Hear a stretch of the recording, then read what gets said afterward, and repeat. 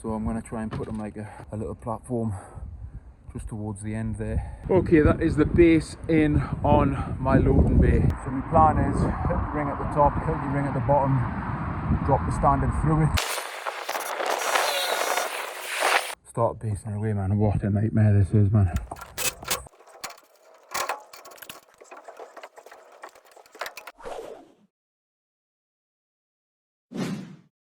This is the job for today.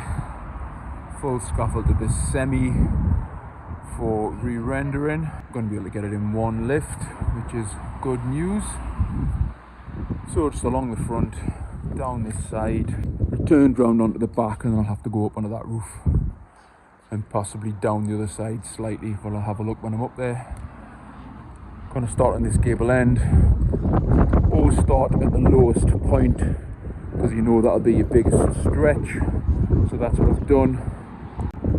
Hopefully I've got enough gear on the van. I just stripped the job yesterday, so I haven't like loaded the van particularly for this job, but I'm thinking it shouldn't be far off. I would like to get all this done today so I don't have to come back. Get this done now. When I'm doing render jobs, I always set the inside standard 10 inches off the wall.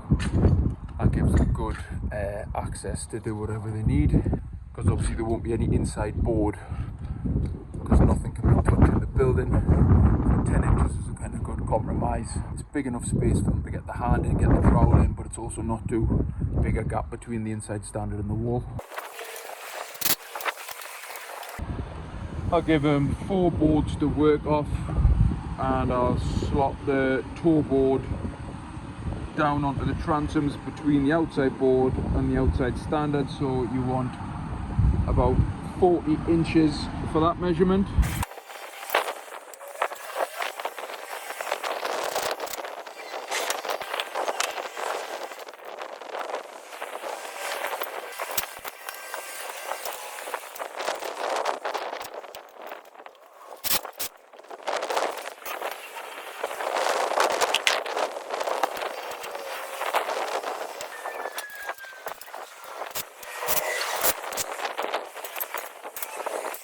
Right, that's all the steel in on this end.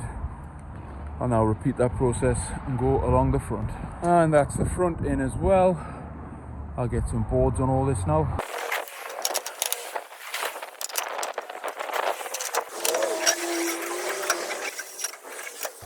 Right, that's this front and most of the side complete. Just pulled the wagon back. Now I'm going to tackle this rear elevation here. I think I will start by dropping the standards in, fix to them gutters, just to make it easier to base out. Whenever you're coming off the gutters, these Presco fittings are the best ones to use.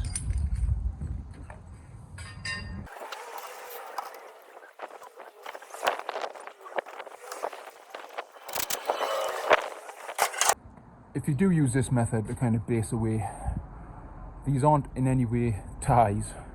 All you're doing is just nipping the fronts of them doubles up, just to kind of keep the standards in place. They're not like absolutely solid, but they just won't fall over. It just means it's easier to get your ledges in.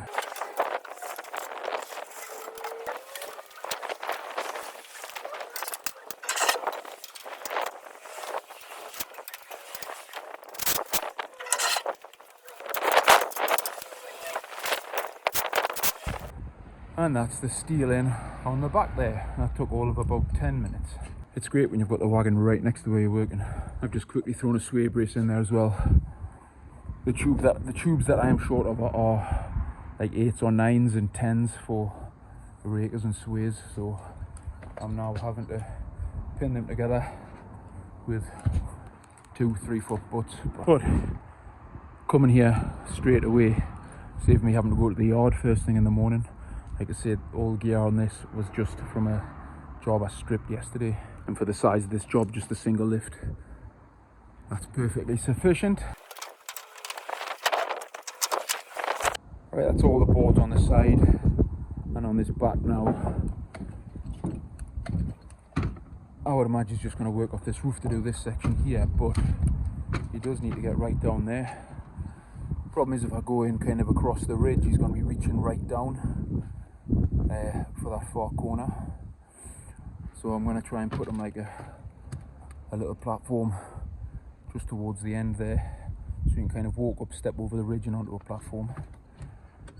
I think I'll have to see if I've got any short boards on the van. Right, this is what I've come up with for that side of the roof. Just put in a little square there.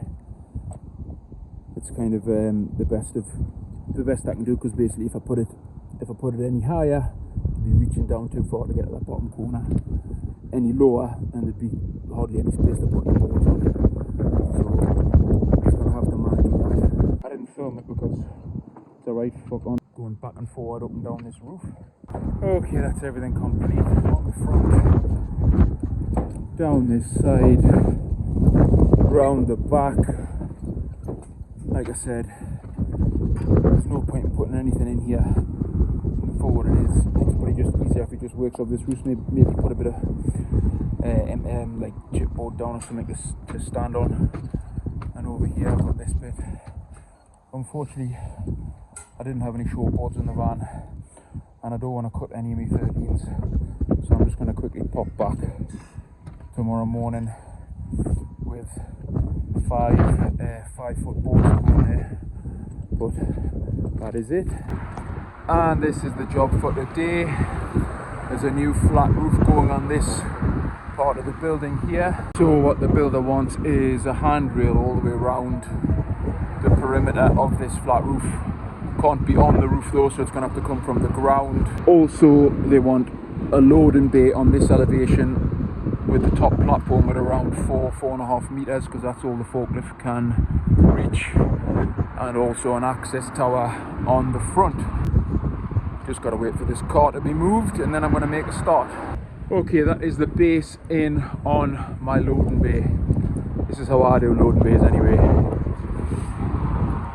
I would probably normally put a brace right across the front, but I've got to leave that fire exit clear. So I'll kind of split it. I've done a sway on either side, sway in the back, and all these lower transoms are all off doubles, because that's not going to be a working lift. And obviously you've got your 8 standards in. I'm also making it like 7 boards wide, because it's going to be like backing into the brick wall, so I want to give them plenty of space to kind of maneuver the OSB boards that are going to be getting up onto the roof. So once the forklifts drop them on the top lift, they need plenty of space to maneuver and handball them up onto the top. A loading bay like this is rated for about 10 kilonewtons per square metre, which is about a ton per square metre, which is probably going to be overkill for this, like, to be fair, but that's kind of more like what you'd put up on a building site when they're lifting packs of bricks and blocks up. But I'm going to do it like this anyway. It's a new client, so it's always good to go that extra mile for them. I got some gear already stood up for this top lift, which is going to be the working lift. Like I say, it's going to be exactly, the boarded lift's going to be at 4.5 meters. I'm going to top these outside inside standards off so that they protrude above the roof and they can carry some of the handrail for the perimeter. That's all the steel in on the working lift there. I'm going to bang a few ties in now. I treated myself lately to a new hammer drill. Oops.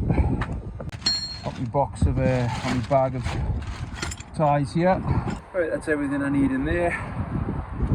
Put my first one up there.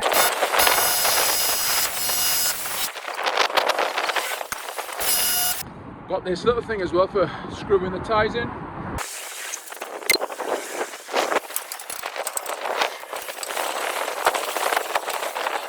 Right, loading bay is all done. Got the ladder access on the side here. Just got a single handrail on the front there, just clipped on, because he said he doesn't want any gates on because it'll get in the way, because it's kind of backing up against the wall. It's just going to be awkward. So this way they've got clear access. The folks can lift it up on a pallet, and they'll have plenty of space up there to handball things onto the roof.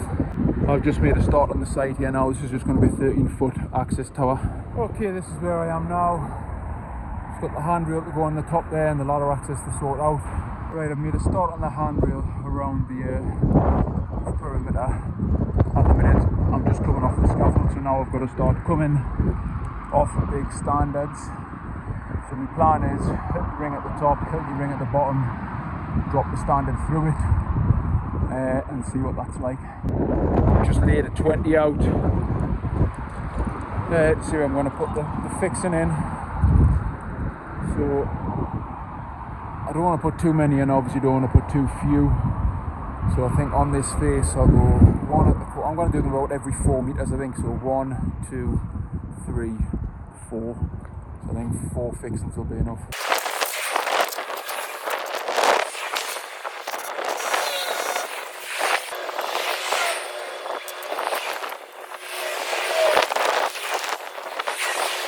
Exactly like that. In through the ring up there. I'll put another one, I don't know, around here somewhere.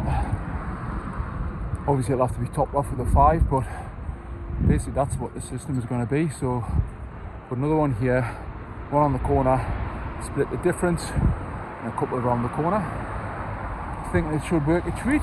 Right, I've just put one in down here as well. So I'll screw that in.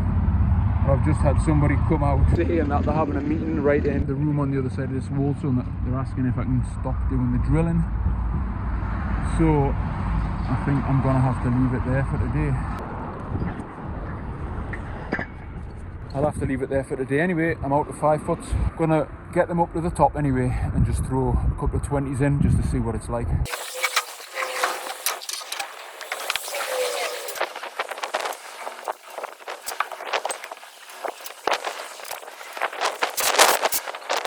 Right, that's the first 20 foot in.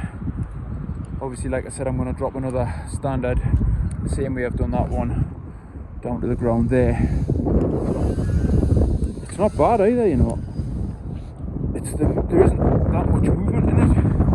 You can see there's a bit of flex between the 2 ring bolts. So what I might do, I'll bring some butts tomorrow and just put butts into the wall, lower down.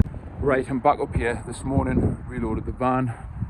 Gonna crack straight on, start drilling some more holes up at the high level.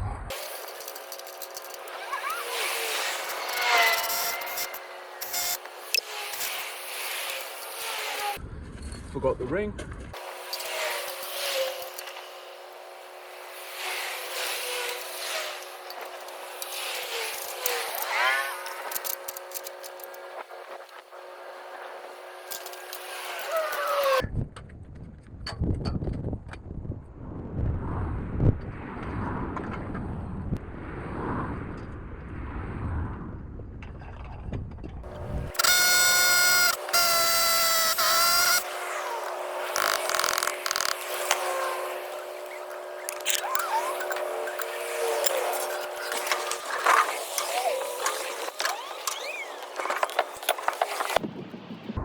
Roof is dodgy as fuck, man.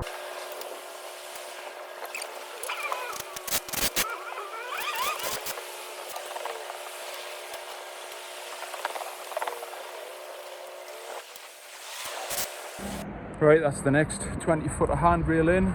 Like I said yesterday, I'm going to put butts into the wall lower down just to take the flex out the 20s between the ring bolts. I mean, to be honest, it's not going to go anywhere, like, but just to take that little bit of wobble out of it. Right, drill a couple more holes now on this elevation. Right, that's a 2 in on the end here, 1 there, 1 there. Back up onto the roof now. Right, that's all the handrail in, all the way around the perimeter. Last thing I'm going to do is just put fixing into the wall here, into the gable end of this, just to stabilise this end here, like that. Absolutely solid now. Quick tidy up and that's everything done. Right, that's everything complete. So you've got the loading bay here, you've got the access tower here, and obviously all the perimeters. Got the handrail on. I did go along and put butts on all of these standards, just at that mid-level there. It's just made it that extra bit more sturdy. I have to go and put a little extra up now on a job that I've already done, but the scaffold needs extended. Hopefully I've got enough gear on. I'll have a look when I get there. Right, I've arrived at the next job. This was the scaffold I put up a while back for roof repairs, etc. From what he described, he needs it returning along here, but it looks like they've made some kind of makeshift scaffold. So I don't know what he wants me to do. Does he want me to work around that? Anyway, I'll find out. I'm going to go and speak to him now. I spoke to the guy. Basically, he wants me to kind of build around this because he doesn't want to take that down by himself. So first thing I need to do is unscrew them boards because they're connected on at the top. And then I'm just going to have to build around this framework. Right, I've taken the boards off the top. Start basting it away, man. What a nightmare this is, man. Fucking tight as anything in here.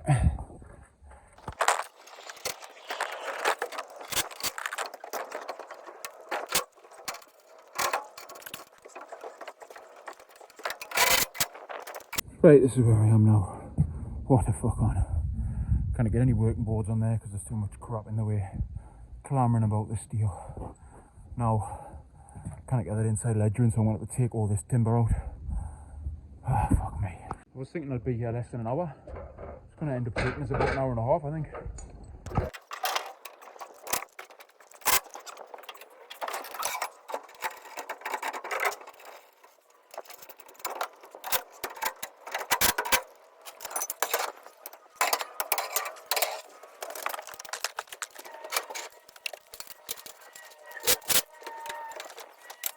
Right, steel is in. Get these boards pulled up now.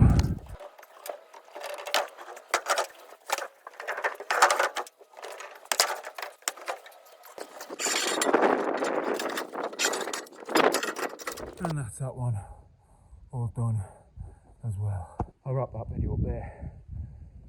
All I've got to do for the rest of this week is just little single story extensions. So it's pretty boring single lift stuff. So fucking I'm out of breath, man. Up and down that ladder. Anyway, see you on the next one.